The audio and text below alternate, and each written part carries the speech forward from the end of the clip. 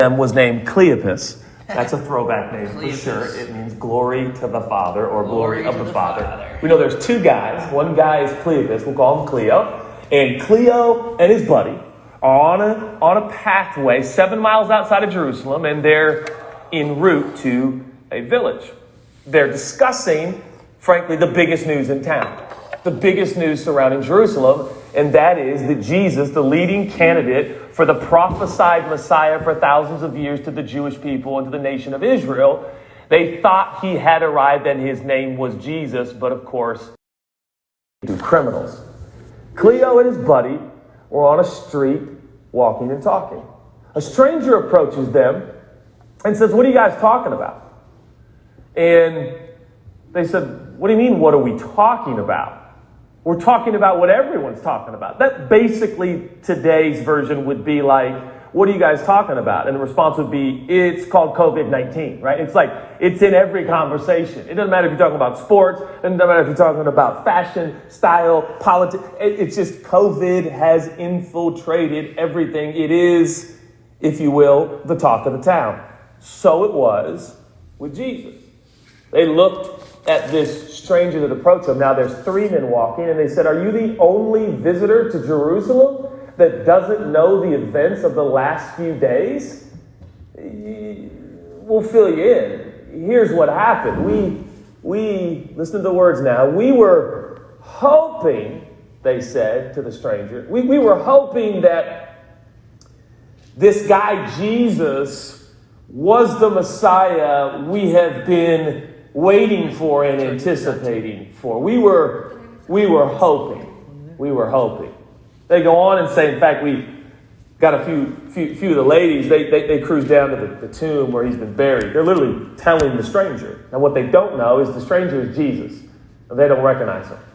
And we were, hoping, and ladies went down there and the tomb's empty, but, it's been 3 days and somebody must have just moved the body. And of course, as the story unfolds, and we'll pick it up in a few minutes, these guys eventually, over a meal, realize that they had been talking with Jesus. But I want to underscore in this story, this opening story, here are two disciples. Are they two of the 12? Most likely not, but there's not a lot of these disciples. And so these are men that undoubtedly were a little bit closer to the journey, a little bit closer to the story, a little bit closer to the cross, a little bit closer to the teachings of Jesus. And yet, notice what they express. You can almost hear it, if you will. They are telling Jesus, "We had hoped." Well, we had hoped that this was kind of the one, but I guess not. We had hoped. You ever been there? I mean, with God. You ever been there?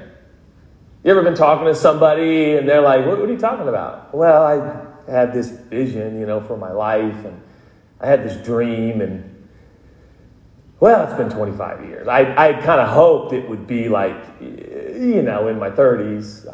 I hoped in my 40s it would, and now I'm in the second half of my life, and well, I just hope, maybe it'll happen to my kids, and there it is. Hope deferred, dreams delayed, wishes stalled. And what are we left with? Well, at least a bitter taste in our mouth. At least a kind of a sickness in the soul. Your heart just gets sad. Have you ever experienced hope deferred? Well, the answer to that is a resounding yes.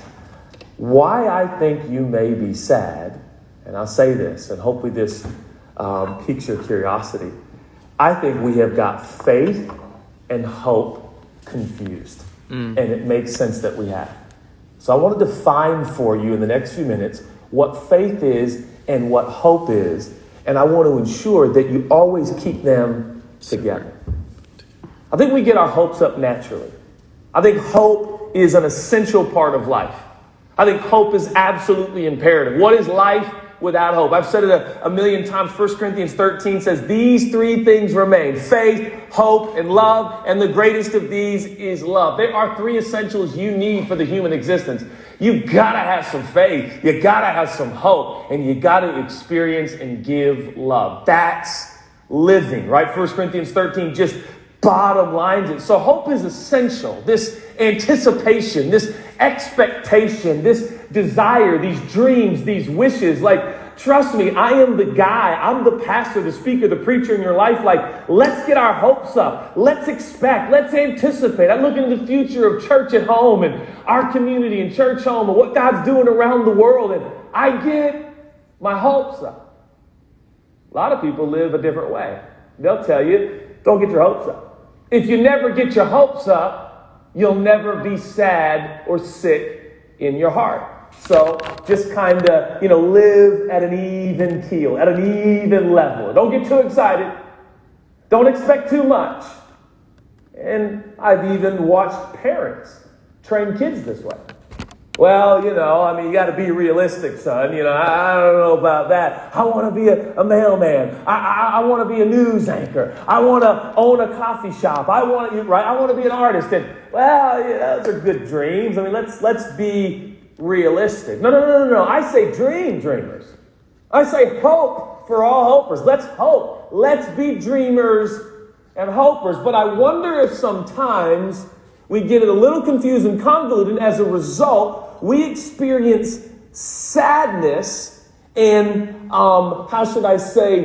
even frustration. And I think oftentimes we start projecting and we start thinking that maybe our faith in God doesn't work, or even deeper, we start to wonder if God isn't working for us.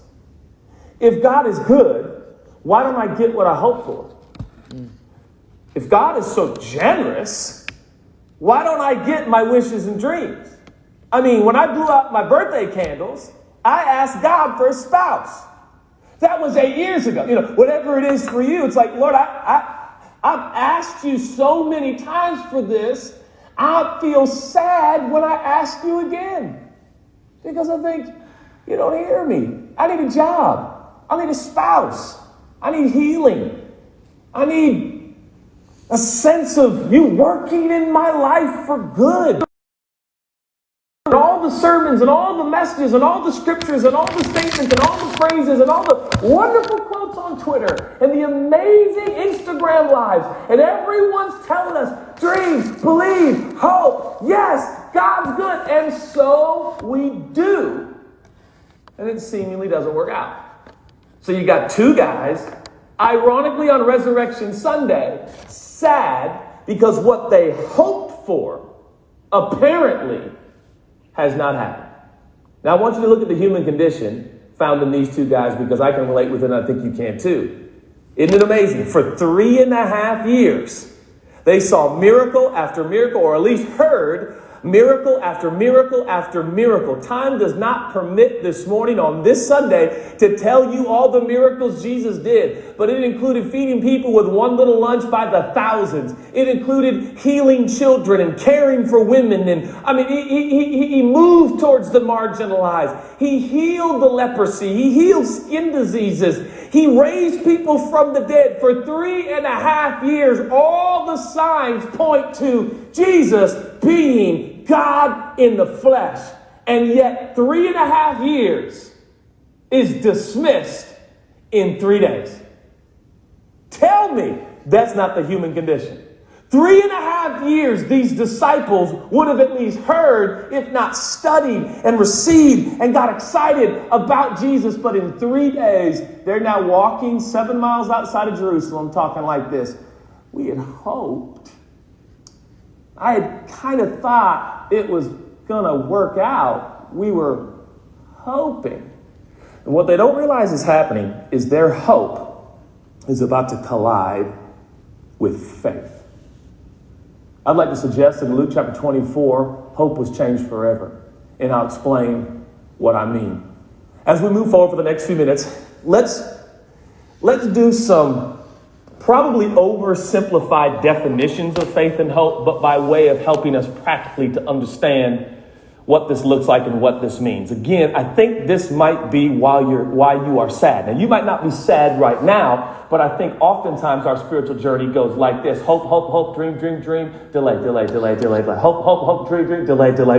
And we kind of have this emotional upheaval. I think these things can be minimized, and there can be a consistency even in your soul and in your heart that maybe you have yet to realize to this point. Faith is this. Faith is not what you believe. Faith is who you believe. And we're talking about Bible faith. We're talking about God faith. I'm not talking about generic faith, the faith you use to sit on your couch right now because you believe your couch will hold you. Or the faith you believe right now while you're laying in your bed because you believe your bed will hold you. By the way, that would be so awesome if you're laying in bed right now. For all those watching this in bed, you win. Okay, this sermon is dedicated to everyone watching in bed. Wow, that's just exhilarating right now. I'm really enjoying that concept of just worshiping the Lord in bed. So wherever you are, I want you to hear this definition of Jesus faith, God faith, Bible faith. Faith is who you believe. What is hope? Hope is what you believe. So by way of simplifying, to define, to help us kind of get a grasp on faith and hope, let me say like this. Faith is very specific in terms of its